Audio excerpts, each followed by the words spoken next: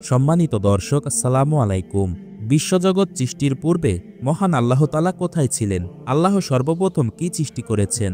Net দুনিয়ায় এ প্রশ্নটা খুব ঘুরপাক খায়। এসব প্রশ্ন করে আস্তিক নাস্তিক অনেকেই বিতর্কে জড়ায়। আমার মতে আল্লাহ তাআলা সম্পর্কে এসব চিন্তা ভাবনা করা পুরোটাই অবান্তর। আল্লাহ কিভাবে সৃষ্টি, কোথায় ছিলেন, কাকে আগে সৃষ্টি করেছেন, এসব নয়, বরং আমাদের চিন্তা করতে হবে আল্লাহর সৃষ্টি ও তার মহত্ব ও বিশালতা নিয়ে। যদিও তার সৃষ্টির কৌশল ও বিশালতা মানুষের পক্ষে জানা সম্ভব নয়।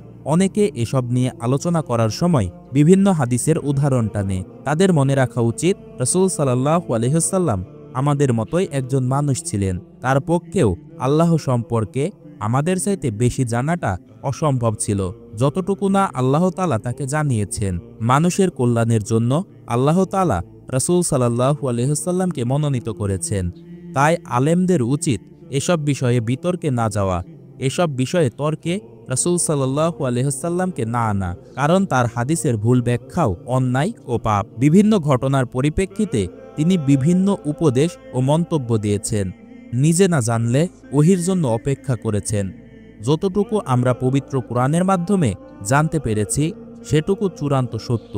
ওহী ছাড়া রাসূলের কথাও বুদ্ধিমত্তা দিয়ে বুঝে নিতে হবে। এক্ষেত্রে ছোট একটি উদাহরণ দিচ্ছি।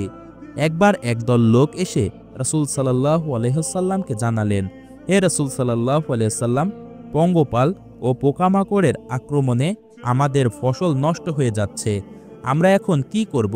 রাসূল সাল্লাল্লাহু আলাইহি ওয়াসাল্লাম বললেন, তোমরা ফসল কেটে দাও। লোকজন তাই করল, কিন্তু দেখা গেল সে বছর ফসল আগের বছরের তুলনায় আরো কম হয়েছে। লোকজন আবার তার কাছে আসলেন। তিনি বললেন, আল্লাহর ওহী ছাড়া আমিও তোমাদের মতো একজন সাধারণ মানুষ। তোমরা ফসল উন্মুক্ত রাখো, তাতেই আল্লাহ মঙ্গল রেখেছে।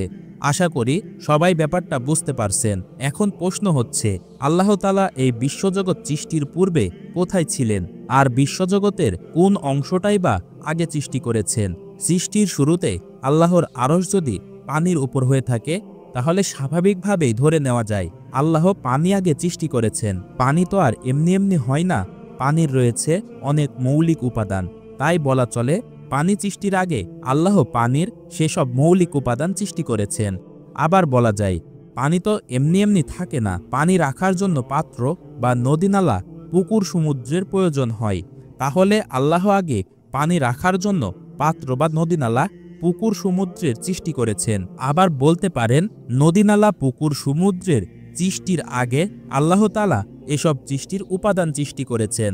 আবার হাদিসে বলা হয়েছে, তখন আল্লাহ ছিলেন মেঘের ভেতরে। তাহলে বলা যায় আল্লাহ সবার আগে মেঘ সৃষ্টি করেছেন। অনুরূপভাবে বলা যায় আল্লাহ মেঘ সৃষ্টির আগে মেঘের উপাদান সৃষ্টি করেছেন। আবার যদি বলি আল্লাহ পানি ও মেঘ সৃষ্টির আগে তার আরশ ও কুরসি সৃষ্টি করেছেন, তাহলে কি ফেলে দিতে পারবেন? তাই এসব আলোচনা একেবারেই অবান্তর। মূর্খরাই এসব নিয়ে তর্কে জড়ায় ও মতবাদ দেয়। আল্লাহ তার নিজ সম্পর্কে পবিত্র কোরআনে যতটুকু জানিয়েছেন সেটুকু নিয়েই সন্তুষ্ট থাকতে হবে, কারণ অন্যথায় মানুষের বিভ্রান্ত হওয়ার সম্ভাবনা রয়েছে। তাই আল্লাহ নয়, আল্লাহর সৃষ্টি সম্পর্কে বেশি বেশি ভাবতে ও চিন্তা করতে হবে, কারণ আল্লাহ বলেছেন, সকল সৃষ্টির মধ্যে রয়েছে আল্লাহর নিদর্শন। আল্লাহ সন্তুষ্ট হলে তিনিই সকল প্রশ্নের উত্তর আমাদের অন্তরে দান করবেন।